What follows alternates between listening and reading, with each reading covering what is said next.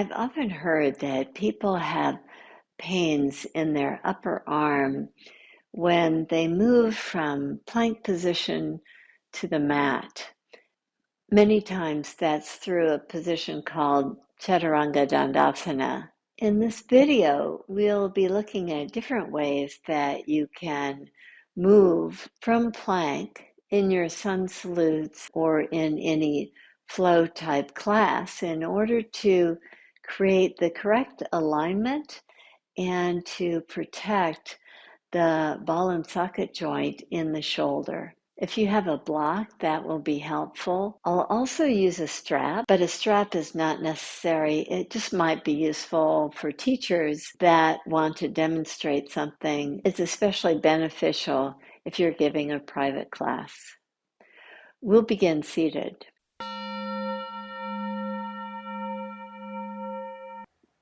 I've been wanting to do this video for quite some time because so many people have asked me about this in classes. In many classes, flow classes in particular, there are several repetitions of downward facing dog to plank, lower down to chaturanga, and up dog or cobra. For many people, that creates issues both in the shoulders and the wrists. The movement looks like this. From downward facing dog, you come to a plank position. Many people like to draw forward to come down to chaturanga and all the way down. That movement can create issues in both the wrist and the shoulders. Let's explore some alternatives. When you come from downward facing dog to plank position, draw your knees down, point your toes, draw forward with the elbows bent, hug in, and lower down. When you arrive at the mat, reach your hands straight back, lift up. So you get a nice back bend. Your hands are free. If you've got wrist issues, then the wrists are free. You can release your hands back, come to downward facing dog, where the hands are not bearing quite so much weight as you lift up to come to downward facing dog. Many practices have Chaturanga Dandasana from plank to lower to the earth in Chaturanga Dandasana. Let me show you what that looks like. In plank, your arms are straight. To come to Chaturanga Dandasana, your elbows bend. You're pulling the hands in toward the midline. The shoulder blades are hugging in. Your hands are not right under your shoulders, they're back. If your elbows go way back, then you're prone to injury. With the hand at the head of the humerus, the top of the arm bone, as it's in the joint, just feel the difference as you extend. You bend the elbows as if you're going in Chaturanga Dandasana. Now, if you take your elbow way back and out of alignment, notice how the head of the humerus, the arm bone, comes way forward. It becomes misaligned in the joint. So that joint cannot handle the weight when the elbow is way back and the head of the arm bone is way forward in the joint. When you come from plank position and move forward, the elbows need to bend. You're moving way forward. Drop your knees down and lower yourself to the mat. So one way to align ourselves, to figure out where that is for us in the pose, the elbows bent, is to use some props. This is an 8-foot strap, and we don't need an 8-foot strap to demonstrate this, but that's what I had. I'm placing the strap just above the elbows. Watch as I come to a plank position, and my hands are wider apart than shoulder position for this plank position. In plank position, I can use the strap to help support me to come into that position of Chaturanga Dandasana. And because of the strap, I can hold the pose. For those of you that are teachers, it's a wonderful tool to demonstrate in a private yoga session, but in a class session, it takes people forever to figure out how to work with the strap and put it in the right location.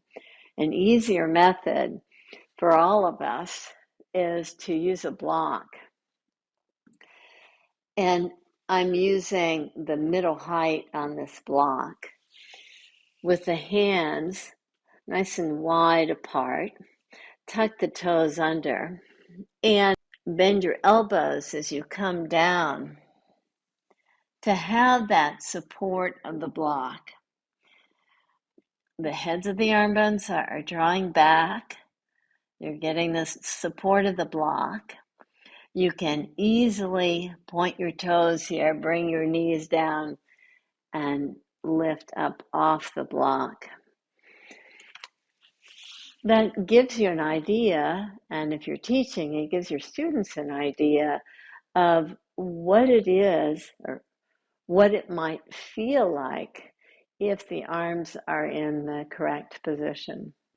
So we've discovered different ways to gain that knowledge, proprioception, where you understand where your body needs to be, the alignment, just using the strap and the block.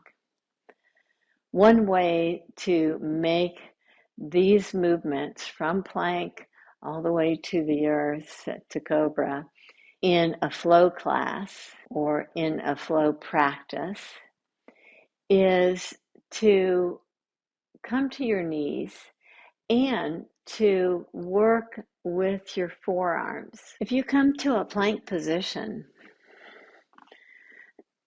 with the hands pulling in toward one another as you come forward, so now the hands have got a much better alignment as you bring the knees down, the tops of the thighs come down.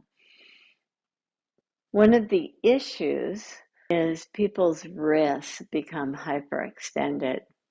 So instead, what you could try is to come to your forearms. From a plank position,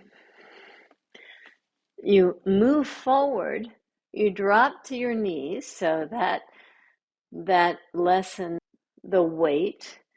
Now come to your forearms by drawing your elbows down, interlacing your fingers.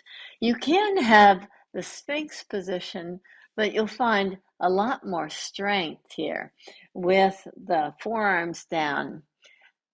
At that point, you can lower down, or to work greater arm strength with the toes tucked under, you lift to downward facing dog. Walk in, work with the arm strength, look forward, walk out to come to a plank position, lower your knees down, the tops of the thighs down, the heart moves forward. So let's go over these options again. When you're moving from plank to the floor, one option is to take your knees down. When the knees are drawn to the mat, you're not bearing nearly so much weight in your hands. Another option is to come down to your forearms. You're in downward facing dog. Instead of going through plank position, you come to your forearms. then plank position. It may take more time, but drawing from downward facing dog to your forearms in some salutes is often much preferred action for those of us with wrist issues. So you don't skip the plank position, you simply do plank position on your forearms. From downward facing dog,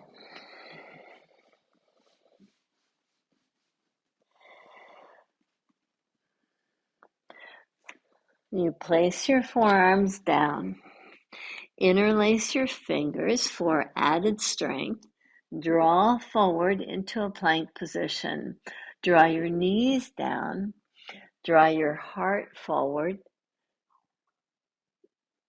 come back to downward facing dog.